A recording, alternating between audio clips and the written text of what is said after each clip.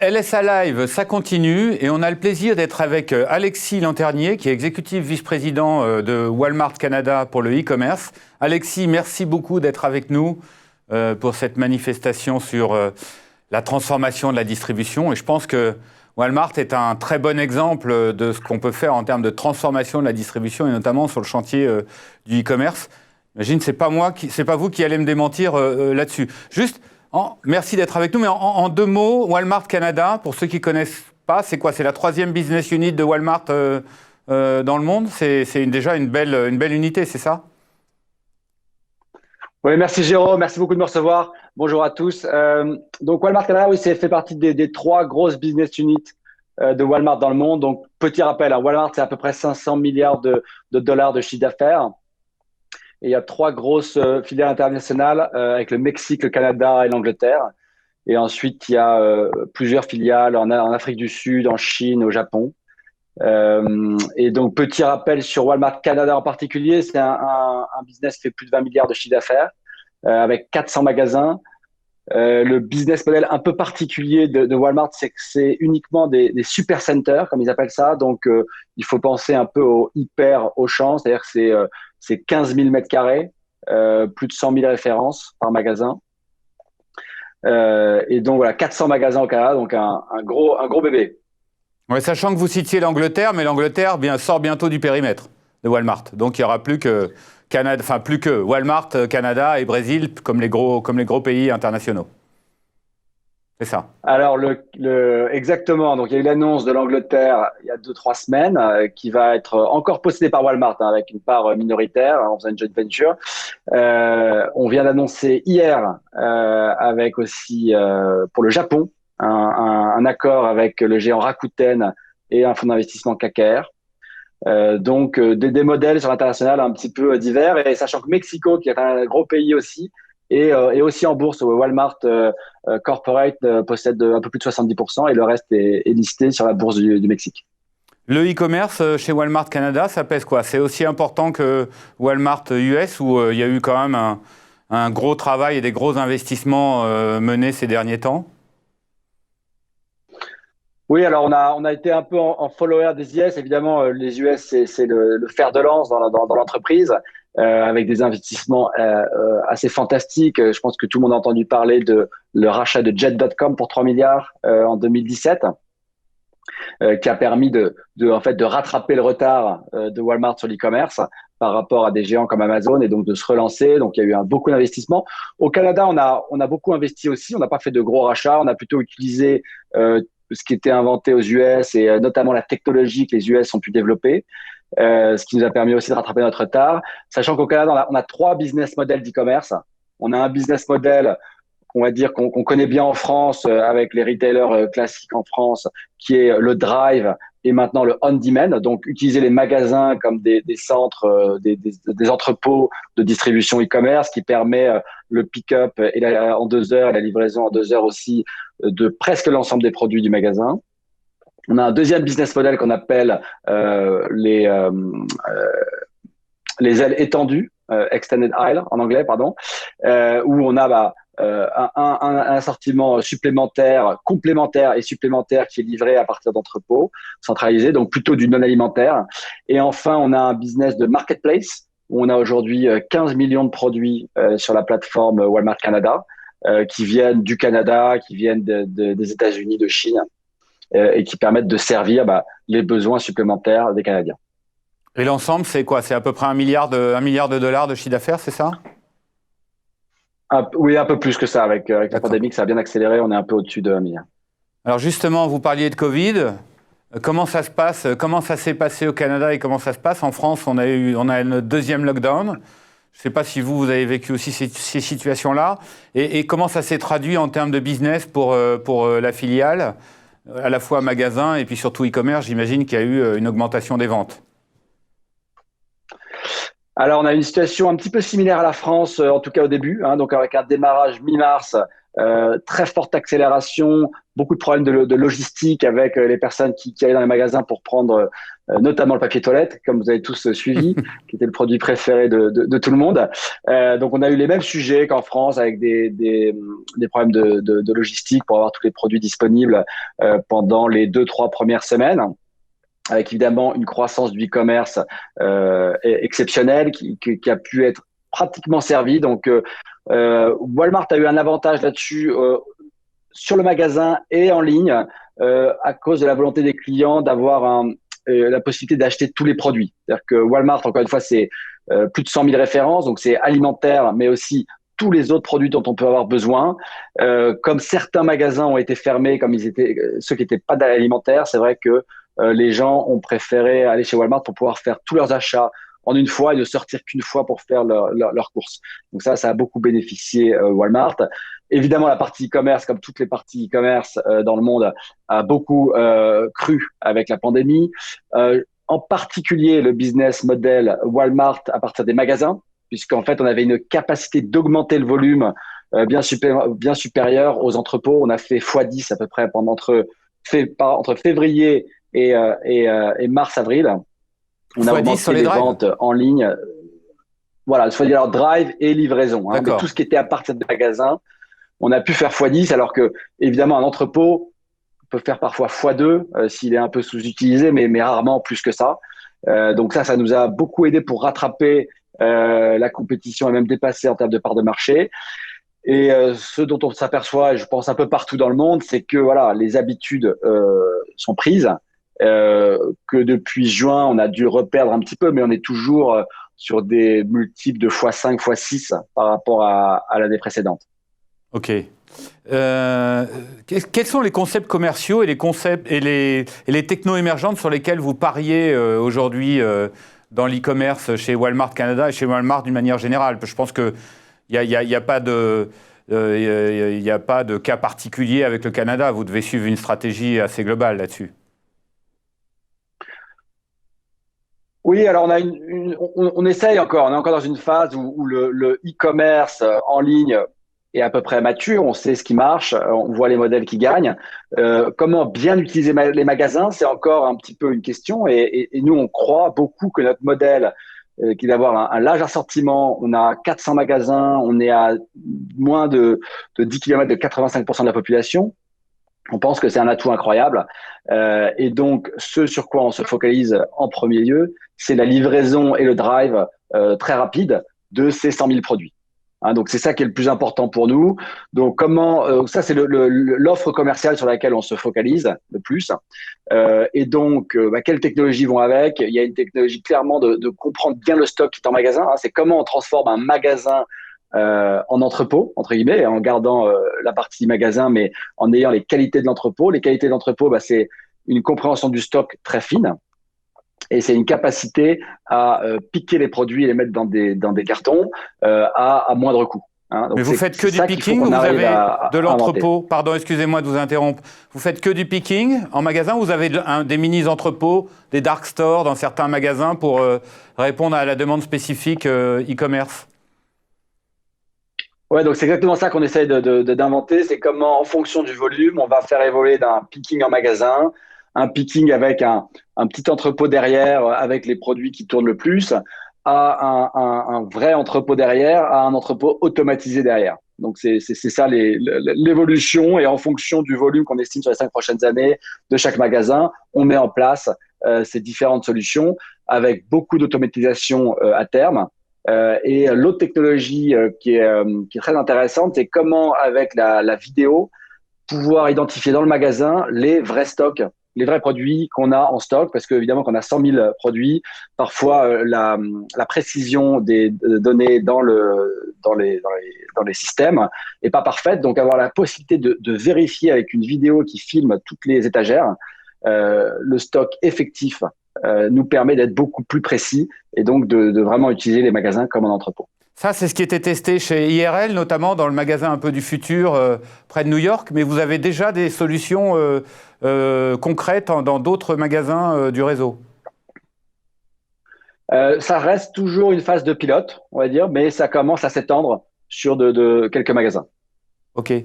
Dans quel domaine vous estimez que vous avez une longueur d'avance, un avantage concurrentiel? Comme je disais, nous, notre force au Canada, aux États-Unis, dans la plupart des pays où on est, c'est le côté, encore une fois, plus de 100 000 produits, en couvrant 85% de la population en moins de 10 km. Donc vraiment la possibilité de couvrir l'alimentaire, mais aussi tous les autres besoins que les clients peuvent avoir. Et donc de les servir en 1 heure, 2 heures, en pick-up, en drive et en livraison. Et en fait, il n'y a aucun magasin qui a cette largeur de gamme et aussi cette politique de prix bas. Donc, on est très clairement au Canada le retailer le moins cher, avec une large offre de gamme et la possibilité de livrer extrêmement rapidement. Donc c'est la somme de tout ça nous positionne de façon assez unique sur ce qu'on appelle le on-demand. D'accord. Sur les drives, vous avez le même modèle partout ou vous avez des évolutions différentes? Vous avez plusieurs modèles de drive que vous déployez. Il y a des drives à l'extérieur, mais aussi des totems, des espèces de grands totems que vous déployez en magasin, sur lesquels on vient retirer des courses non alimentaires. Est-ce que vous pouvez nous expliquer un peu le dispositif? Bien sûr, et ça, encore une fois, c'est une évolution en fonction du volume. Donc, le magasin avec faible volume, il va avoir juste sur le côté quelques places de parking. Vous allez arriver, vous allez appeler un numéro de téléphone, puis on va vous mettre vos produits dans le coffre. Et ensuite, petit à petit, on va développer l'offre. On va avoir une solution avec un parking couvert. Vous allez pouvoir taper votre code pour recevoir quelqu'un qui va venir vous déposer vos produits. Ensuite, vous allez avoir dans les magasins avec beaucoup de volume, effectivement, des espèces de tours en magasin qui vous permettent de rentrer dans le magasin, de récupérer vos produits non alimentaires, sachant que les tours en magasin vont permettre de récupérer des produits non alimentaires, pas seulement du magasin, mais de la marketplace, de l'entrepôt, qui vont être commandés avant, qui vont vous permettre d'aller en magasin, de récupérer vos produits, puis ensuite d'aller faire vos courses normales dans le magasin. Ok. On parle beaucoup d'intelligence artificielle et de data. Qu'est-ce que vous faites, vous, dans ce domaine concrètement? Et en quoi vous vous distinguez sur ces domaines-là? Alors, nous, ce qui est très intéressant par rapport aux pure players où je travaillais avant, c'est qu'évidemment, on peut connecter l'expérience e-commerce et l'expérience dans le magasin. Donc ça, c'est un grand intérêt pour l'expérience client parce que les clients ont besoin de savoir, enfin, c'est utile pour eux que le système connaisse les achats qu'ils ont fait avant. Comme ça, on peut leur proposer les produits qu'ils ont l'habitude d'acheter. Dans l'alimentaire, il y a énormément de répétitions. Donc évidemment, on utilise ça. On utilise aussi pour l'expérience client lorsqu'on substitue des produits. Il arrive dans le magasin que le client commande quelque chose. Finalement, comme je vous disais, le stock n'est pas là. Et donc, la question, c'est avec quoi on remplace la boîte de céréales qui n'est plus là. Et donc, quelle est la meilleure substitution, un autre parfum, un autre type, etc. Peut-être la marque juste au-dessus en termes de gamme. Et ça, c'est quelque chose qui demande beaucoup de data, d'analyse des comportements passés, d'analyse de votre comportement. Donc, on utilise beaucoup les data pour ça, pour améliorer l'expérience client en ligne à partir des data magasins. Il y a aussi, évidemment, d'un point de vue nouvelle source de revenus, la possibilité de faire de la publicité avec beaucoup plus de capacité de ciblage. Grâce aux magasins offline et online, on est capable de comprendre le comportement des clients, la différence entre ce qu'ils font dans les magasins et ce qu'ils font en ligne. Et ça, c'est quelque chose qui intéresse beaucoup les annonceurs. Mmh. Qui sont vos principaux concurrents aujourd'hui? C'est qui? C'est Amazon? C'est Couche-Tard au Canada? C'est Costco? C'est AliExpress? Comment vous vous situez dans ce nouvel univers concurrentiel? C'est un univers concurrentiel très dynamique. Le retail, comme toujours, avec l'e-commerce en plus, ça s'est encore amélioré là-dessus, donc c'est super pour les consommateurs. On a évidemment Amazon, AliExpress dans une moindre mesure avec Wish sur la partie marketplace, mais on a aussi des retailers physiques qui tous réagissent. Il y a des grands acteurs au Canada. Nous, encore une fois, là où on se situe, enfin, ce qui est important en ligne, surtout sur la partie e-commerce, c'est d'avoir un service sur lequel on est top of mind, que les clients pensent à nous. Et ça, nous, c'est le on-demand. Donc, c'est la capacité, encore une fois, 100 000 produits en 2 heures chez vous ou en drive au meilleur prix. Donc ça, personne ne peut nous battre là-dessus. Donc, c'est là-dessus qu'on est vraiment très connu. Puis après, encore une fois, comme je disais au début, on décline d'autres services e-commerce comme une plus grande profondeur de gamme avec nos entrepôts, la marketplace. Et là, on est en concurrence avec Amazon, avec Wish et AliExpress. Mais j'ai envie de dire, c'est pas notre cœur de cible en termes d'offres. Et donc, oui, on est concurrent, mais avant tout, nous, notre offre principale, c'est le on-demand. Et en fait, sur le on-demand, Amazon, Wish, AliExpress ne sont pas là. Il n'y a pas de Prime Now en France. Donc, on est, entre guillemets, plus en concurrence avec des acteurs locaux. Ouais, c'est l'atout numéro 1, le on-demand. Juste là-dessus, très intéressant, en France, avec le développement du drive, le débat c'était, mais le drive est en train de cannibaliser les ventes des magasins, on est en train de perdre du chiffre au profit du drive, qui finalement est moins rentable que ce qu'on peut faire en magasin. Est-ce que c'est un débat que vous avez eu aussi chez Walmart, où il est réglé, de toute façon il faut y aller à 200 à l'heure? Ouais, c'est un super débat, très compliqué. En même temps, on connaît tous la réponse long terme. Et je pense que c'est juste un débat de court terme. Et donc, avec Walmart, l'avantage, c'est qu'on a pris, il y a 5 ans, une décision très claire d'aller vers le e-commerce. Et on savait que ça nous coûterait beaucoup. Il y a eu des investissements assez fantastiques. Je citais l'investissement dans Jet. Walmart a aussi racheté Flipkart pour 17 milliards de dollars il y a 3 ans. Donc Walmart est très très clair. C'est un actionnariat familial avec une vision très long terme. Et donc évidemment que la réponse est oui, court terme, ça va cannibaliser les ventes. Mais la réponse est aussi si on le fait pas de cannibaliser nos propres ventes, quelqu'un d'autre le fera. Donc la réponse est très claire. Encore une fois, court terme, il peut y avoir des débats. Mais long terme, c'est évident qu'il faut développer le drive et le on-demand qui vont cannibaliser les ventes, mais qui sont la seule solution pour survivre. Et après, la question qui se pose après, c'est, comme vous disiez, moins profitable. Moins profitable, oui, encore une fois, à court terme. Long terme, il n'y a pas de raison fondamentale pour que ça serait moins profitable. À partir du moment où on a des entrepôts derrière les magasins automatisés, on pourrait même imaginer, et dans nos modèles, les tests qu'on fait, on peut imaginer un monde où ce sera en fait plus rentable, plus profitable. Plus profitable, d'accord, à terme. Où en êtes-vous des ventes sur mobile, en fait? Sur le e-commerce, comment ça se répartit, mobile et desktop? Et comment ça évolue aujourd'hui? Mobile, c'est un grand focus pour nous parce que, encore une fois, la valeur du retailer omni, donc avec des magasins physiques et en ligne, c'est vraiment cette interaction avec le client qui peut un jour aller en magasin, l'autre jour commander en ligne et garder une même expérience. Et donc, pour nous, c'est très important. Évidemment, quand il vient dans le magasin, le client n'a rarement son laptop avec lui, donc il est souvent avec son téléphone. Donc, évidemment, on veut qu'il puisse l'utiliser s'il en a le besoin. On veut créer des services en magasin, comme la possibilité de scanner des produits, de payer avec son téléphone. Aussi, quand il arrive pour prendre son drive, la possibilité de dire avant qu'il arrive, possibilité de le géolocaliser pour qu'on puisse savoir quand il arrive et apporter les produits directement au moment où il arrive.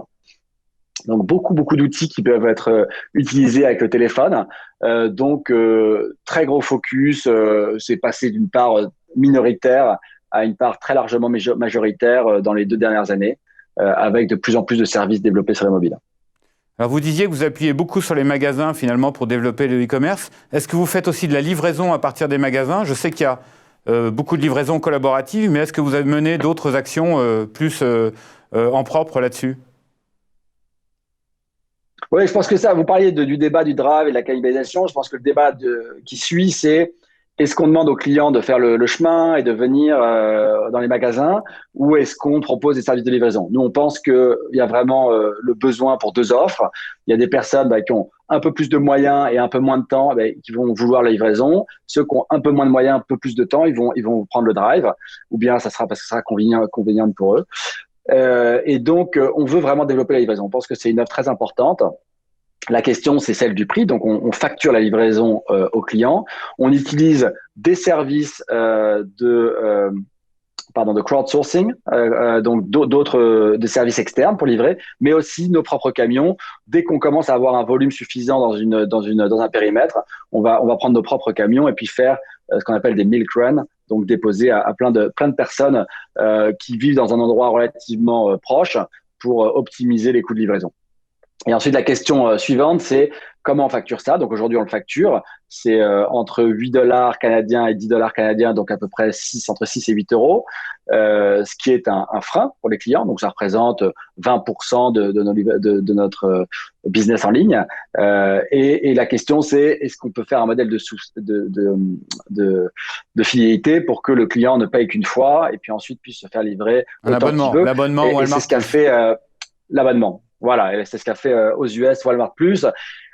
Et la réflexion, c'est est-ce qu'on fait juste un système de livraison et dans ce cas-là, le calcul pour le client est assez simple et donc économiquement, c'est souvent compliqué à équilibrer. Ou est-ce qu'on fait un programme plus large où on inclut d'autres partenaires pour que le programme soit plus profitable?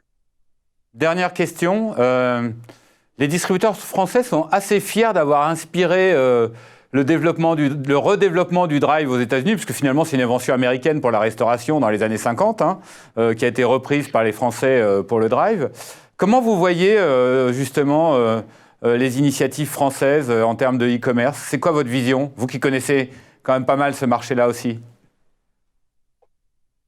Non, mais on regarde beaucoup ce qu'ont fait tous les retailers français. Je pense que, comme vous le disiez, dans les années 2000, la France est allée avec le drive, l'Angleterre est allée avec la livraison. Et en fait, pour la création de valeur, le drive s'est révélé être beaucoup mieux puisque c'était un coût plus acceptable pour les retailers sans avoir à facturer les clients. Donc, très clairement, un modèle, beaucoup d'avance de la France et quelque chose que les Walmart, mais le reste du monde, en fait, a beaucoup regardé. Et donc, on continue à regarder, évidemment, puisqu'ils ont de l'avance, ils ont continué à avoir de l'avance. Je pense que ce qu'on regarde beaucoup, c'est le on-demand, encore une fois. Donc, c'est la livraison très rapide et comment on peut avoir de la livraison très rapide, notamment dans les centres urbains. Donc, ce qui est beaucoup regardé en ce moment, c'est qu'est-ce qui se passe dans Paris, avec beaucoup de solutions dans Paris, pardon, les autres métropoles de France, mais en particulier ce qui a commencé à Paris. Donc, avec des points, j'ai notamment vu Leclerc qui avait commencé à faire ça, des points où on peut venir chercher au prix Leclerc ses produits. Carrefour, avec ses Carrefour Express, a notamment un réseau de distribution fantastique dans les centres urbains.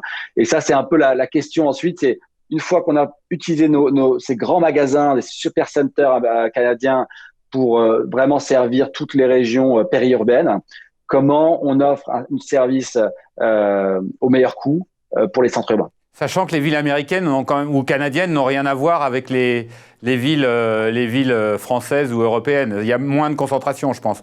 Peut-être aux États-Unis, au Canada, je sais moins, mais... Non, vous avez raison. Et puis les rues sont un petit peu moins exiguës. Il y a un peu plus de place pour livrer. C'est pas le centre de Paris. On peut même pas mettre un camion. Donc c'est un peu plus simple et c'est pour ça que c'est un petit peu moins le focus pour nous. Ouais. Dernière question, vraiment c'est la dernière. On le sait peu. Walmart investit beaucoup pour racheter des grosses boîtes. Vous avez parlé des deux gros rachats dernièrement là, Jet.com et Flipkart, c'est ça. Mais ils investissent aussi beaucoup en ressources humaines et en formation. C'est un volet qu'on connaît peu sur le digital. C'est important ? En fait, c'est un choix extrêmement important que peu peuvent faire. C'est le choix de devenir, et ça peut faire sourire, mais Walmart est très clair sur le fait que Walmart va devenir une entreprise de techno. Que dans 20, 30 ans, peut-être plus ou peut-être moins, il y aura que des entreprises technologiques. Et donc pour ça, il faut faire des investissements très forts pour recruter des équipes d'ingénieurs, pour développer tous les outils en interne, ou la plupart des outils en interne, ce qui est très spécifique à Walmart, pour vraiment créer une culture technologique. Et donc, c'est évidemment qu'il y a d'autres formations faites par Walmart, mais c'est un des enjeux les plus importants. Et là où Walmart investit le plus pour le futur, c'est de développer les talents du futur pour créer une entreprise technologique. Merci beaucoup Alexis Lanternier, c'était passionnant. Walmart va devenir une entreprise de techno dans les 30 ans et investit dans les talents. Merci à vous. LSA Live, ça continue.